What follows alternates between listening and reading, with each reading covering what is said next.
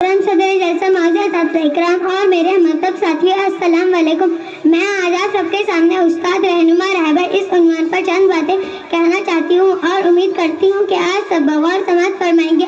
سب سے پہلے میں تمام اساتذہ کو یوم اساتذہ کی بہت بہت مبارکباد دینا چاہتی ہوں اور امید کرتی ہوں کہ آپ سب بغور سماعت فرمائیں گے۔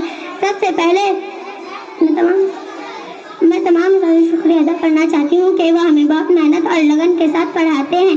میں اپنی تقریر کا آغاز ایک شعر سے کرنا چاہتی ہوں۔ ادب بھی ایک قرینہ ہے محبت کے قرینوں میں، ادب بھی ایک قرینہ ہے محبت کے قرینوں میں، استاد بھی ایک نگینہ ہے جنت کے نگینوں میں۔ جناب اعلیٰ وقار طالب علم استاد کا رشتہ تمام رشتوں میں مقدس اور پاکیزہ ہوتا ہے۔ استاد وہ ہے جو گمان کو یقین میں بدلتا ہے، استاد وہ ہے جو بنجر زمین کو کھلیان بنا دیتا ہے، استاد وہ ہے جو چشم بصارت کو نگاہ بصارت عطا کرتا ہے، استاد وہ ہے جو گمان کو جو ظلمت کے شعبوں میں سورج نکالتا ہے۔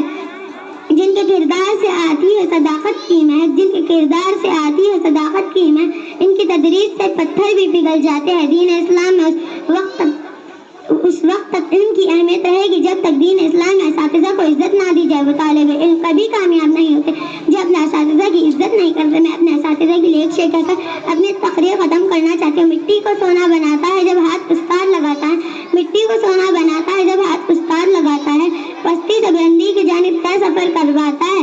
آداب زندگی بچوں کو تو استاد سکھاتا ہے، آداب زندگی بچوں کو تو استاد سکھاتا ہے۔ مختصر یہ کہنا ہے، مجھ کو قوموں کو تو بس استاد بنا